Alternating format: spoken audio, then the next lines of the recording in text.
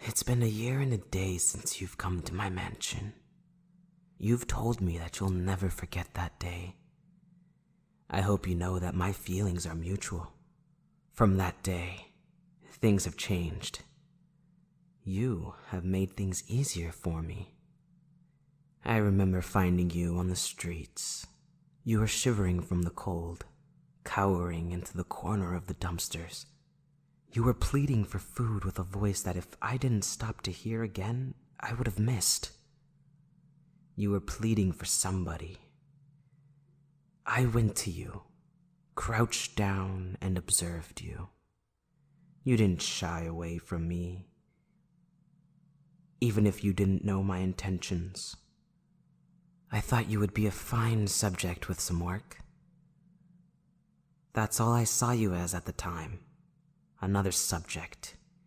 Even if you were in worse condition than most of my patients I chose.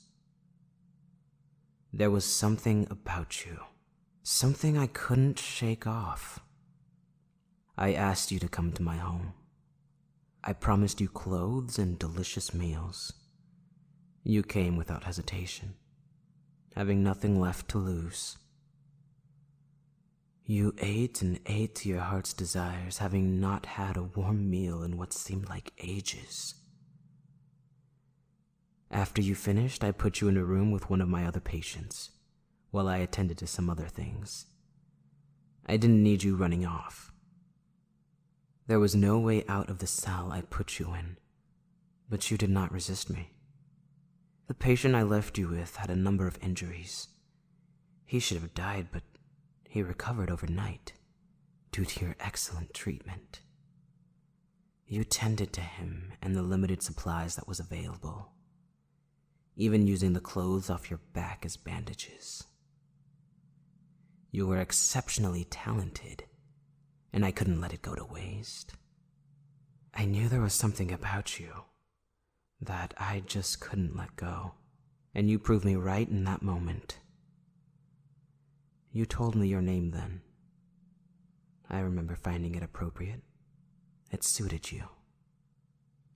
I asked you to be my assistant, to be by my side and stay with me.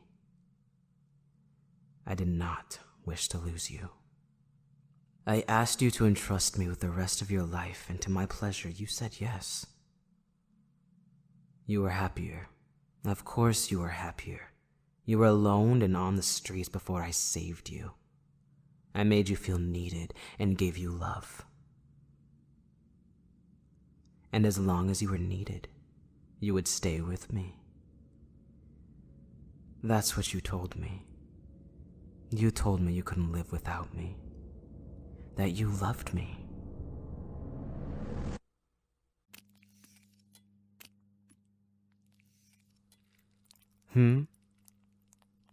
I apologize.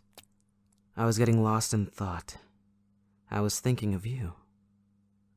Of us. And our history together. I can't even count how many subjects have come through my table since meeting you. You've made them fly by. Everything is so much easier with you. Your loyalty and devotion to me. It's something I cherish. Lately, it seems that I can't find subjects fast enough to keep my interest because of how efficient you've made me, my dear.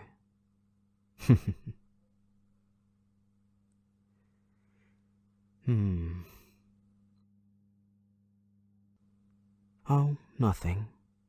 I was just reminded that I wanted to show you my appreciation. Follow me. We're going into the clothing room.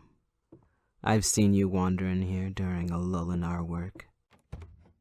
They are fine pieces of garments that I have collected over the years from my completed subjects. Would you like one? You can choose a variety of outfits of your choice, whichever you'd look most lovely in, I'll leave you to choose. Find me in the operating room with the outfits of your choice, won't you? Take your time.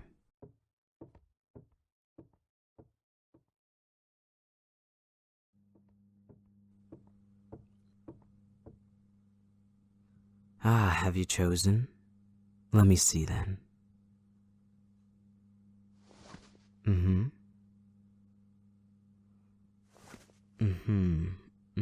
These will surely look lovely on you. Just look at the glow on your cheeks.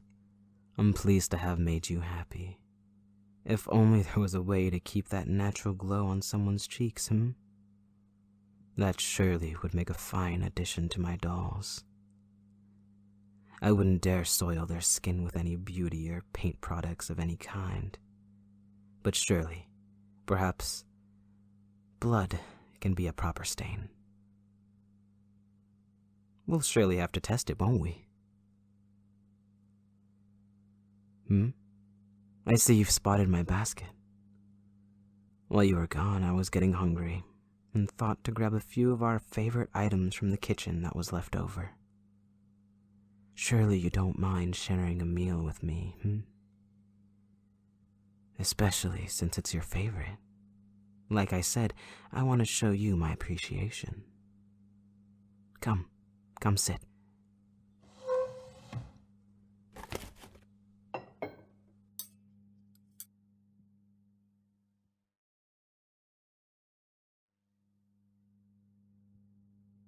Satisfied? You seem more pleased than you were before. That glimmer in your eye shines too bright for anyone to notice. I wonder if there is also a way to naturally mimic that as well.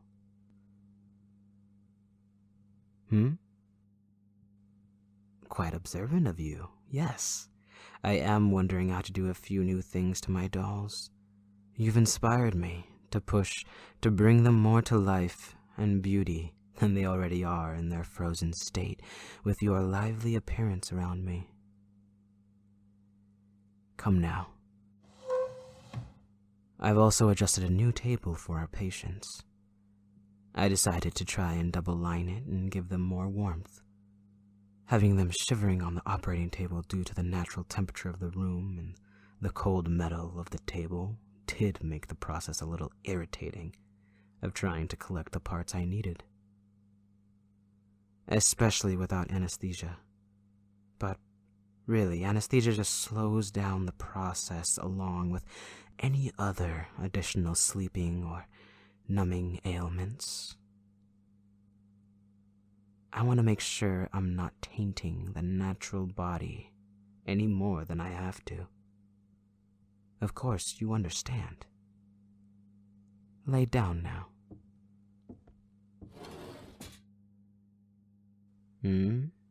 How does it feel? Warmer?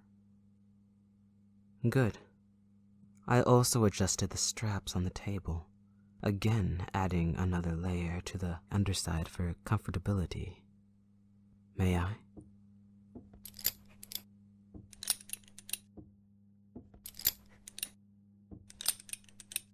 Try getting out now, and please don't try to hold back. It's important to know how strong the restraints are. Perfect.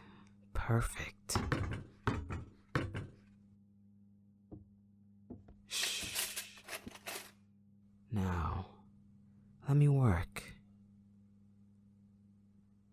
Again, I must thank you for all the work that you have done for me. You truly have made my time here easier and more efficient. But I find that because of that, I'm going through subjects too fast and my boredom is increasing, having to slow down in order to keep appearances. Then I remembered my life before you and how simple and consistent it was. Though of course working alone meant more work, it was a pace that never bore me and never did raise any eyebrows around town.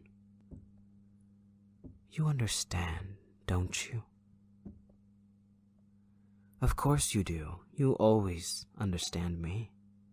You are always so loyal to me and my decisions, which is why I can't let you go. Even coming to this conclusion. Instead,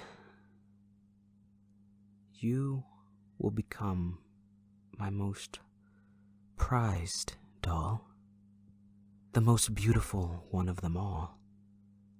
You know why? Because I won't have to borrow any parts for you. That's how lovely you are. I do have to clean up your insides, however, but please, rest easy, knowing that you will be with me always. I won't put you with all the others, no.